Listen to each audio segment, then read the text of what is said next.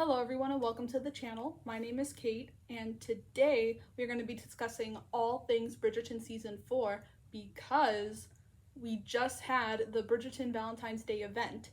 If you're not familiar, leading up to each season we've been given these panels where the leads and a couple of the other cast members and showrunners of the show do a Q&A, a panel, and they release a lot of new information leading up to each season. And were we spoiled? The tea was sipped, everyone ate and left no crumbs. It was bellissima. And today we're going to dive into all the new information we got from that panel. So to start off with the Bridgerton siblings, in my notes I took a couple of things. One being Gregory and Hyacinth. We were told that they're going to have more of a featured role this season. That's going to be interesting. And we know specifically Gregory is going to be at Eton for a little bit. We weren't given specifics as to how long, how that's going to affect his presence in the show, but he is going to be growing up. He's going to be more independent in that way.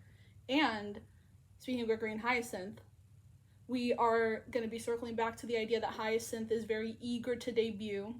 She wants to make her debut early, and again, we weren't given specifics as to how that's going to play out, whether or not Violet's going to let her debut.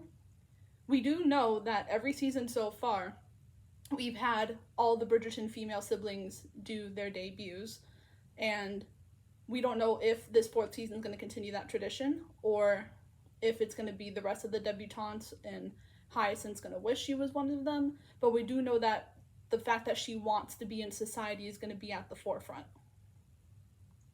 And we also know that there was a mention of some hijinks, some shenanigans between Hyacinth and Eloise that are going to be going on this season.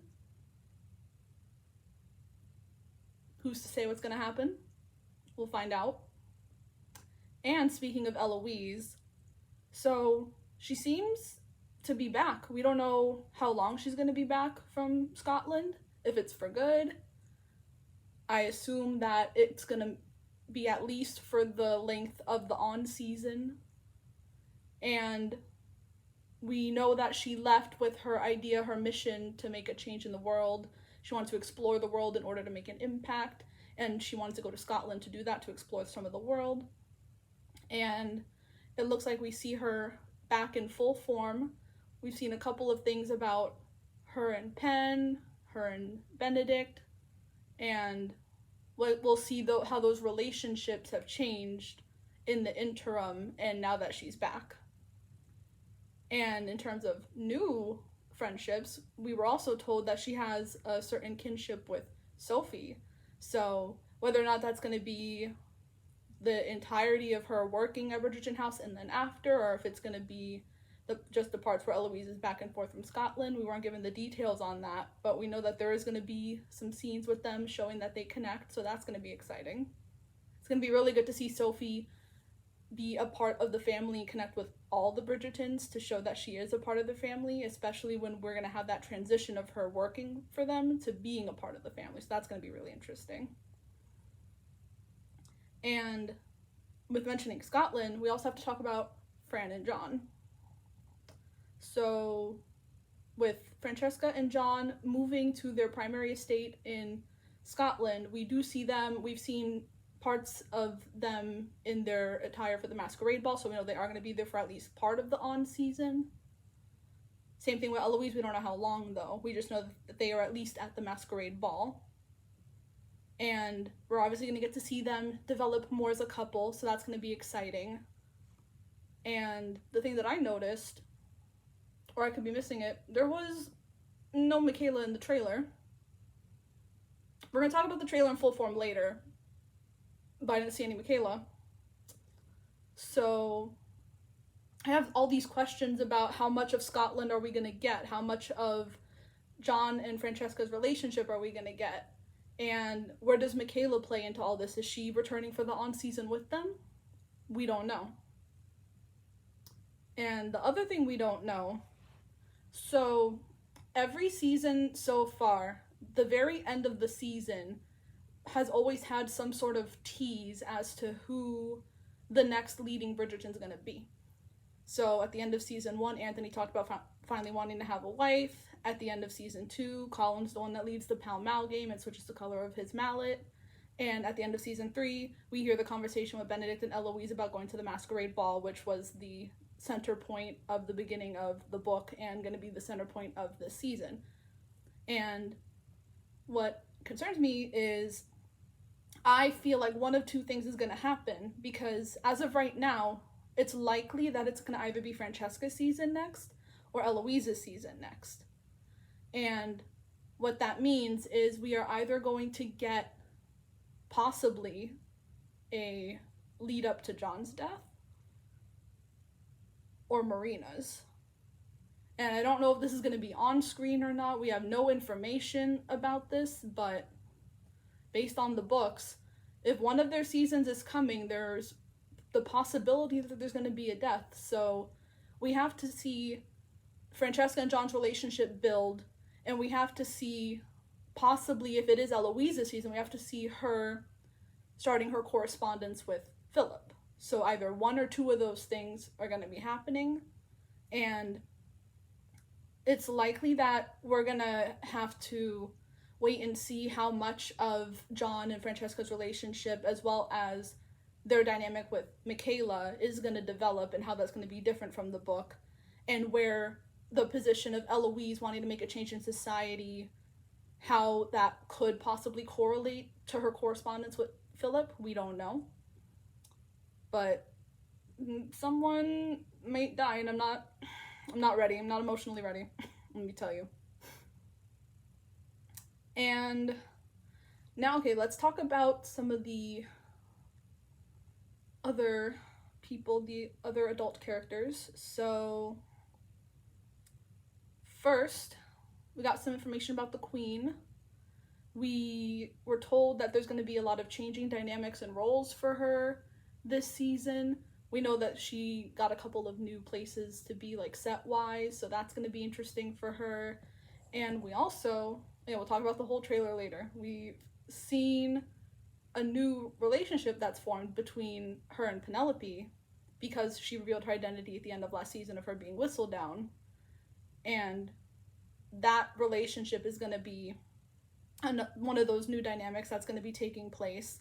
And it was also mentioned that they're going to be diving more into her relationship with Lady Danbury, especially with all the information we've gotten from the prequel about the start of their friendship, how it's changed now that they're older and more mature. And that's going to be another new dynamic. And speaking of Lady Danbury, so not only are we going to get to see her relationship with the Queen and Penn, but we're also going to get to see the aftermath of her accepting Violet and Marcus's new relationship, how that's going to be taking form. And if we're circling back to the possibility of Hyacinth and maybe Eloise, is she going to be involved in another Bridgerton love match? Is she going to be butting in? We'll see. Could be either way. If Hyacinth makes her debut, she could be gung-ho to help her. And if Violet, we do have information about Violet with this, but if we're going to be trying to get Eloise back on the market again, she could be with that too, because she is known to help Violet in her matchmaking schemes. So we'll have to wait and see. And with Violet, along with her new relationship with Marcus, we did get a lot of new stills and clips of them, little tidbits here and there. And it looks like we're going to get to see them a little bit more in full form now that they're more, like, recognized as a couple.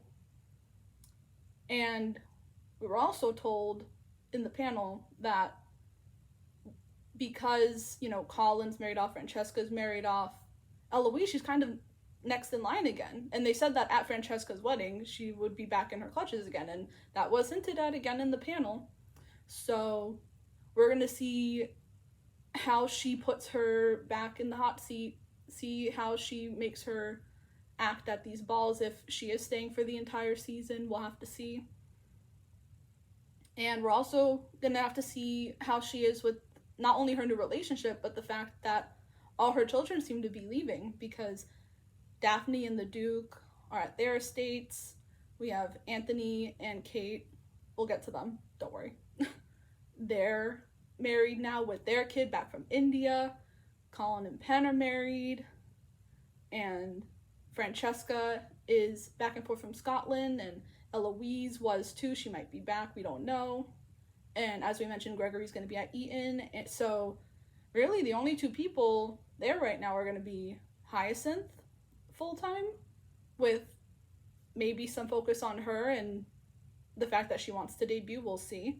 And of course, we have Benedict, who, as they've said a couple times in the panel, she's going to try to shake up his routine. And the person that's going to be doing that is Sophie. So that's going to be exciting. And now moving on from Violet, we also got some stuff about Portia and the Featheringtons. So looks like Colin and Penn have moved into the Featherington house, but Portia, she's still there. So she's going to be like full force into that dynamic. It's going to be like the three of them. I'm sure we're going to get some like comedic moments, some butting heads, some touching moments too. You know, she's going to be like all full force like Portia usually is, butting her way into their business. And it's going to be great. We're just going to see that in full form. And what I did notice though is we did get a couple little things about Portia being a part of this dynamic, but I didn't see anything about the other Featherington girls. And I don't think it was confirmed that Harriet and Bessie are going to be back for season 4. I could be wrong. I hope they do come back, because they are like one of the whole points, the Featheringtons. They are such a great comedic side plot each season, and they're used so well, so effectively, where you just sprinkle them in everywhere. And we are definitely getting Portia, but we don't know about the rest of the Featherington siblings. So we'll have to see. And now, Canthony. So we didn't get much of Canthony. We didn't get too much information, but the information we got, yes, bellissima again, because we got proof that Simone Ashley is going to be back. And I know there was a whole controversy about, oh, she wasn't on the initial list, and everyone was concerned that we weren't going to be getting any Canthony, but Johnny was on the list, and we got confirmation that she's going to be back. So Canthony's going to be back full force from India, taking charge, Viscountess in charge, and we're going to see their new baby, so that's going to be exciting. And yeah, only other thing we got was just a little bit at the last part of the trailer of Anthony without Kate, so we'll see what else they have. And of course, our other favorite couple so far, all three couples, but now we have Pollen. We have Pollen and their new baby. And can't believe we were so close, this close to getting the name, because she said she might have revealed it, and then she's gonna leave us guessing. But based on the books, what's different about the show and the books is their first child in the books was a little girl named Agatha because of Lady Danbury. And their second child was a son named Thomas. So I'm sure people have probably been seeing the speculation online about what the baby name could be. I know some people were saying Elliot because of the little the interview thing from the red carpet for season 3's part 2 premiere and part 1. And also from people that have read the book, they know that the second baby was named Thomas, so that could be a possibility. But we're just gonna have to wait and see. And so like I said, they are moving into Featherington House, and Portia's still there, so that's going to be interesting. And we did get also not just their dynamic with Portia, but now we're going to get to see their new dynamic with the Bridgertons as well. Because, you know, Colin and Penn, one of their main things is they've always kind of been on the sidelines. They've been sort of in the shadows a bit, and now that they've stepped into the light, we're going to get to see them be more active members in the Bridgerton house as well. We've seen a couple little things with that. And also, we're going to get to see how their dynamic changes, not just with the Bridgertons as a whole, but with Eloise. And that was also something that was talked about in the book that I don't know how they're going to do it in the show, where Eloise did love both of them and love that they got to be together and find love with each other, but she also felt like this sort of like longing and emptiness, like all her friends were getting married off, especially Penn and her brother, and that was touched upon a little bit with her conversation with Benedict at the wedding reception for Colin and Penelope, that all her friends are getting married off. But we'll have to see how that plays out with not just the Bridgertons as a whole, but specifically with Eloise, because, you know, they are the trio that we live for, and that trio has changed, so we'll see. And of course we have Benofi, Sophie, and Benedict, and obviously since the whole season is centered around them, we are getting a lot confirmed for them. We got obviously the masquerade ball. We were specifically told that it's going to be the first episode of season 4. It's going to take up a majority of the first episode, so that should be interesting. We also got confirmation of My Cottage. We'll get more of that later when we get to the stills in the trailer. And like they said in the panel, with My Cottage, maybe there's a lake nearby. I don't know.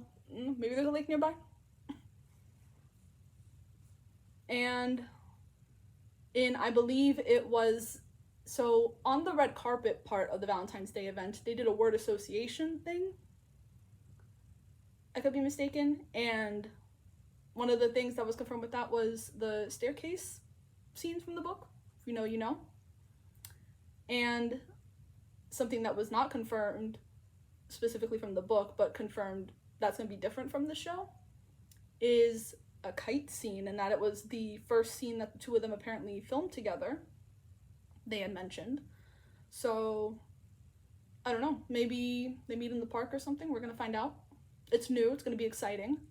That's the whole good thing about this show. There's some familiar things, there's some adapted things that have the, you know, Bridgerton show little twist on it, and I'm living because I don't even know what this kite thing is, but we're living for it already. Because it's going to be their first scene. And in terms of their scenes, we were told that as of the Valentine's Day event, they were 2/3 of the way done filming. So we still got a ways to go. Cannot believe we have to wait till 2026. But, yeah. And in terms of the families, so for the families, we have the Penwoods, which is, you know, Sophie's family. And if you're not familiar with the books, basically she is their maid, but she's also the bastard child of the Earl of Penwood, who passed away. So it is essentially, they know that she is related to them, and she knows that she's related to them, but they treat her like a servant, so it is very Cinderella. And there's going to be a lot about those dynamics. We've seen their masquerade costumes, we'll get to that. And we've seen the maid costumes, and we're living for it. It's going to be great. We're going to get to see them clashing. We're going to get to see Sophie find herself. It's going to be great. And so she ends up leaving the Penwoods, and that's when she's going to rekindle everything with Benedict. And again, we don't know specifics about this compared to the book, but we do know that they do end up reconvening again, because obviously it's their season. And she is going to end up working for the Bridgertons for a short time, like the book, because we see the part of the trailer where they pull up to Bridgerton house and she's in her costume. So we shall see what that means and how it's different. And in terms of Benofi, the specific dynamics, each season has had their dynamics. So, you know, season 1 was passion, season 2 was longing, and season 3 was romance, and season 4 is going to be forbidden love. And that has to do with the upstairs downstairs dynamic that we're going to be diving into. You know, we're going to get to see how the other life lives, essentially, because this entire time we've basically mostly gotten all of the aristocracy of the Ton. We haven't delved too much into the lives of the maids and the footmen and the drivers and all these people that are working for them. And because our heroine of this season comes from that class, we are going to get to see that, and we're going to see how they collide. We're going to get to see how they meld in a good way, in a bad way. And it's going to start with the Penwoods, likely, and with the Bridgertons, and weaving them all the way in between. And we're going to see also how that leads into the Cinderella dynamic of their story. And one of the things about this Cinderella dynamic, and essentially like Benedict sweeping her up out of her life and basically rescuing her from her terrible situation with the Penwoods and showing her the love that she deserves and he deserves as well. And there's going to be an essence of the fairy tale and reality. I know Lou Thompson talked a lot about that, and Yaron as well. And how there's the fault and fairness of their lives in that comparison, because there's an essence of how, you know, Benedict, his life has been charmed, and like, to not necessarily to his fault of his own, but he was just born into a fairer life, a more well-established life. Whereas Sophie, she was born into a life that was not necessarily treating her well, and that was not fair to her as well. And we have to see how this, you know, high stakes, low stakes come together, and how that helps establish their relationship dynamics as well, because they do come from two completely different worlds, but they are gonna be able to connect in the end, likely, on, you know, navigating these differences and discovering these sides of each other that they're not familiar with because of their lives. Okay, so it looks like that was all I have from the panel itself. Now, let's talk about the trailer. I think what I'm going to do is I'm going to do a little reaction to it, and then we're going to take a little bit of a deep dive into it. But first, before I get that going, let's get into the mood of the moment, shall we? Let's get our masquerade attire going. Hopefully I can tie this without too much trouble.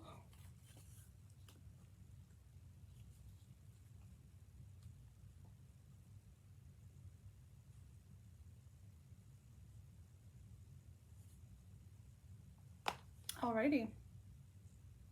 Let's see.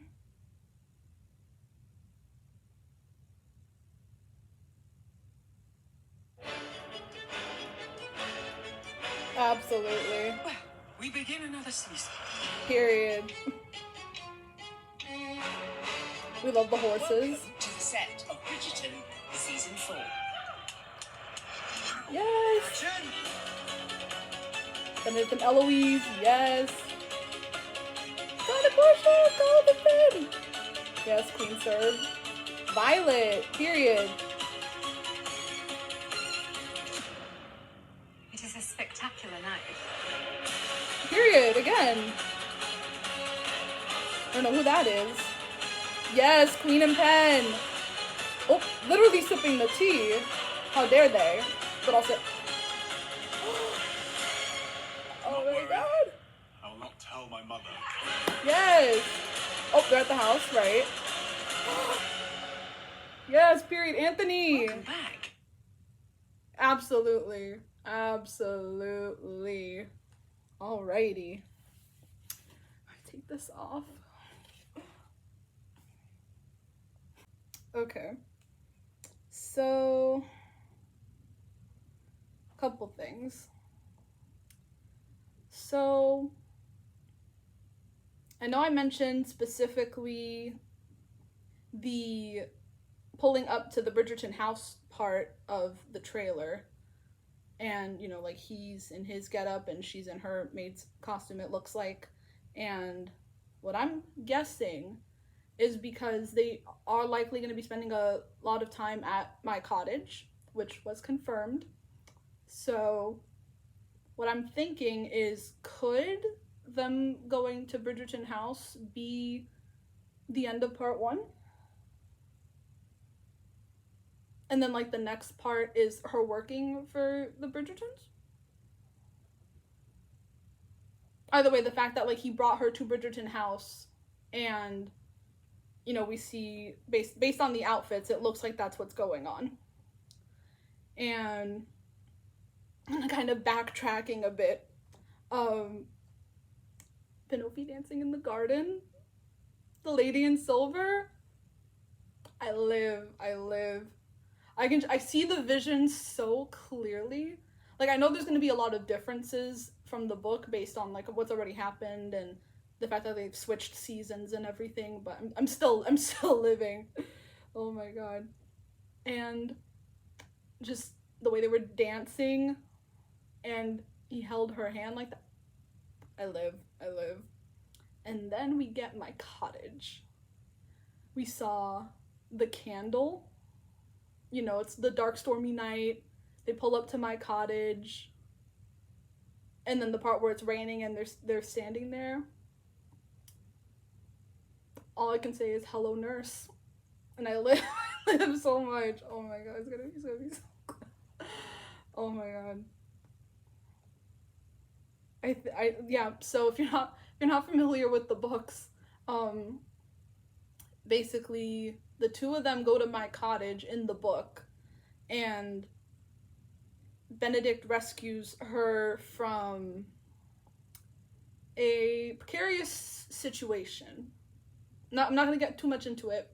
I might do a book breakdown leading up to season 4 and how it connects with more stuff that we get, but just say it was a precarious situation. And he rescues her and takes her to my cottage. And he gets sick in the book. And she's essentially, the entire time they're there, she's playing nurse. And it eats every time. So we don't know how much of that we're getting, or if we're getting it at all, but we know they're going to my cottage. And I don't know, you know, we'll see. And the other things that I wanted to talk about that really stood out to me, Violet in her getup, she's living, she's a serve, we stan, and I'm sure, you know, we're gonna get some scenes with, like, her and Marcus at the masquerade. It's gonna be so good. And we also got, specifically, you know, Portia, Colin, and Penelope. Here's my thing about that, because, you know, the part where she's, like, pinching his cheeks, and, you know, he wasn't like, don't do that, you know, like, kind of icked out. He was, like, excited, and she was excited. The two of them don't agree on much. So in my mind immediately goes to, is Pen pregnant again? Are we getting another pollen baby that fast? And it's from episode 1, because we see what it looks like is that same outfit that Colin was wearing with the Portia scene is the outfit that he's wearing when he goes into that room with Penelope in the very next clip, and her outfit and the mask that we see sitting there while they're in front of the mirror, you know, mirror part 2. Anyways, the mask that we see is the mask from the masquerade ball, so she could have been getting ready for the masquerade, which means both of those stills are likely from episode 1, either in the middle or towards the beginning of episode 1, we don't know, because the masquerade ball, we were told, is going to take up a majority of the episode. So somewhere in episode 1, both of those clips, thinking Colin, let's go tell Portia some news, if you know, you know, and then maybe, you know, he went into the room and I don't know, mirror part 2. We'll see. They were in front of a mirror. You know, if it worked the first time. And, yeah. They're likely right before both of those scenes are likely right before the masquerade. And those are all the specific things I caught from the trailer. Oh, also, Anthony with his beard. I live. I wish we could have seen like Anthony and Kate, but I know, just seeing Johnny full form again, at least, I live. So, and okay, so that was from the trailer. Now let's do the stills. Okay, so the first one, I mean, that has to be Benedict seeing Sophie for the first time, right? Look at that face. Like, he is gobsmacked. It has to be. And I live. Again, I live every time. Oh my god. The second one. Like, can you tell I love pollen? Oh my god. I have no words. Like, their baby is so cute. I don't know your name yet, but you are the cutest baby. And I live. Like, we have been manifesting for how long? Oh my god. And of course it looks like we have Violet, Hyacinth, and who could that... I'm trying to see who's next to Violet. Maybe... I don't know. Maybe Portia? Maybe Eloise? I don't know. Feels like that's a Portia dress, though. I love, though, like, their baby's so cute. And, okay, next we have Violet and Marcus. Absolutely. Slay. But I could be mistaken, again, but I don't think that's Bridgerton House, because, like, the whole double door thing, I don't know. Could Violet have gotten a new place and Anthony and Kate took over? I don't know. We'll see. And of course, the Queen and Brimsley, you know, she's a serve, he's a serve, they slay every time. Slay Queen. Literally slay Queen. And I love that dress on her. The wig is wigging. Again, the wig's always wig for her. Absolutely. We love to see it. Then it looks like the next few are some exteriors of sets that they mentioned. They did mention these were sets that were built for season 4, so there's a lot of exteriors here. Also, I believe it was also the locations for that little photo shoot that we got a while back for Yaren and Luke. So that makes sense. And then, of course, we have Araminta, Rosamund, and Posey in their masquerade dresses. And I love to hate them. Like, I love to hate them because they slay, but, like, also, how dare you? Like, you know.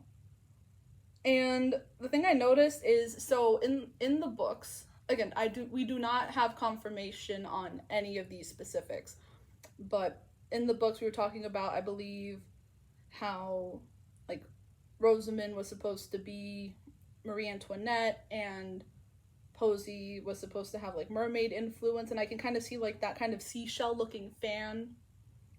And also Rosamund's dress, you know, she's kind of like got her mask up, giving the glare to everyone. And Araminta all in black, you know, giving Black Widow vibes. We'll see. Okay, and then this next one of them looks like it's actually right before or right after the ball. And what I'm assuming, based on the way they're looking, is they're kind of putting Sophie down or something. I'm assuming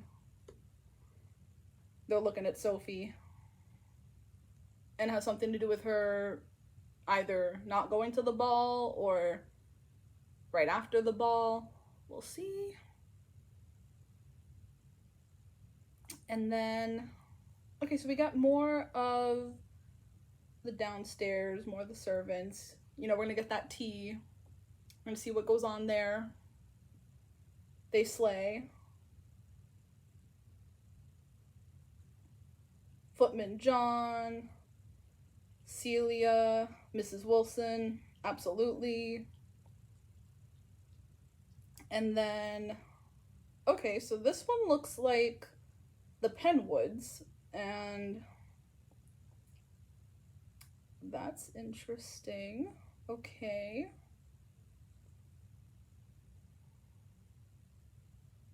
Is it the Penwoods? No.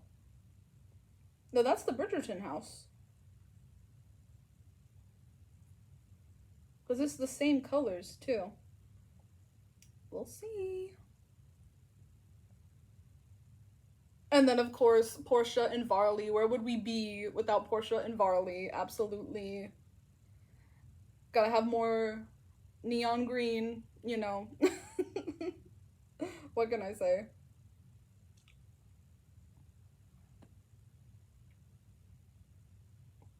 Where's your glove? Like,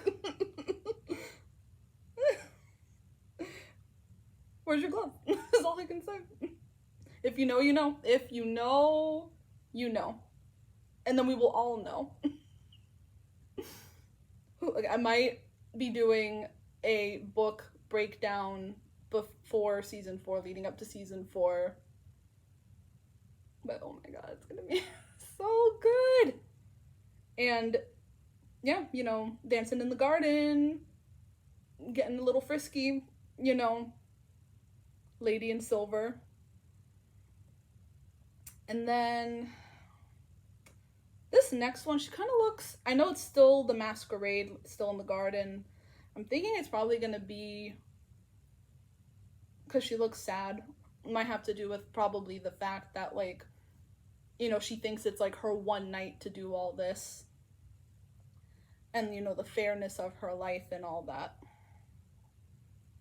So, we'll see. They look very, she looks very serious. I don't know what's going through Sophie's mind, but we'll see.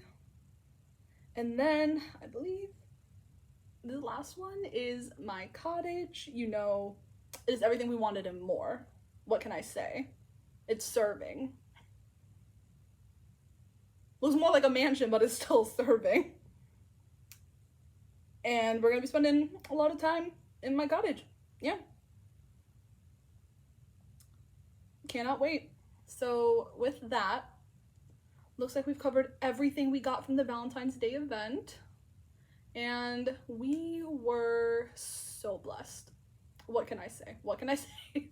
So if you like this video, make sure to like and subscribe.